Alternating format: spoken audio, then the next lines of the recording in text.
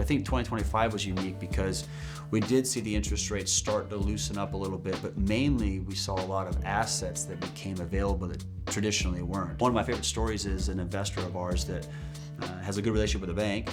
The bank had to take over like 22 single-family homes, give or take, because that person was having trouble paying their debts.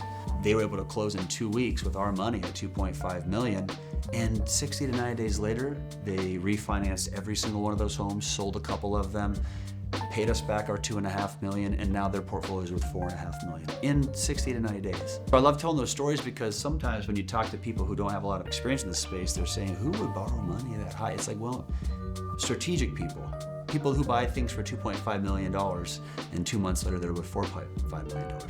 And it's beneficial because if you know what you're doing with money, it's the quickest and fastest and easiest way to make a lot of money. And we're seeing that in our borrowers at a very high level. Even with the interest rate reductions that we've had recently, it hasn't really affected mortgage rates all that much in the grand scheme of things.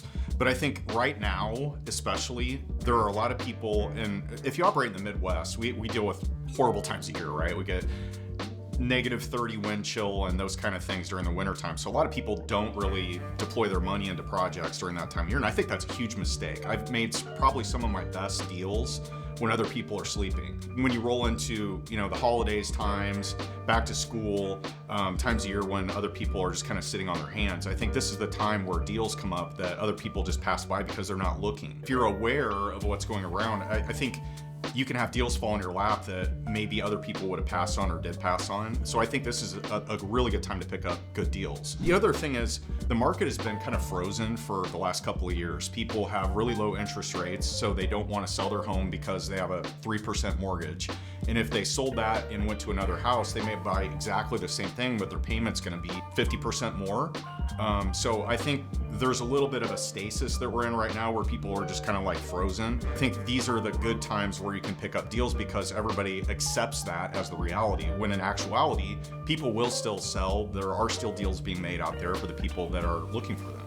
I think they need to be aware of what their financial and tax situation is. That plays in a lot into what moves they can make with real estate deals. So sometimes if somebody has a high income job, let's say, they're a W-2 employee, they make a high amount of income, but they're involved or they want to be involved in real estate investing, there might be opportunities for them to do, like, say, a cost segregation study or something like that that could have a massive effect on their taxes that they're going to pay. So I think those are important things as we get toward the end of the year. We have to look at, where am I sitting at tax-wise? Where are my investments? How much dry powder do I have?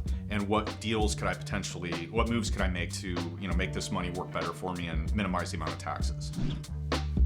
25 was our best year yet to lending. In fact, since 2020, every year has gotten better, so we expect it to continue to get better. We're looking at some strategic partnerships to help us double our ability to lend. So right now we have about 25 million out. We've lent well over 100 million, but at any one time we have 25 million. We have some strategic partnerships coming in that may allow us to lend at 30, 40, 50. We continue to have more and more investors. What we're seeing is we're definitely more diverse than we were when we first started. So liquid lending primarily was built on the backs of borrowers who were looking for flips, and they were looking for BRRRR opportunities. So buy, rehab, rent, refinance, repeat. They buy a rental property, do some work to it, and then go to the bank and get permanent debt on it, and then pay us off, and then they just keep the ball rolling. Those were the two type avatars that we typically had for borrowers. But now it's evolved to more of through networking and our relationships and joining masterminds and getting the word out more.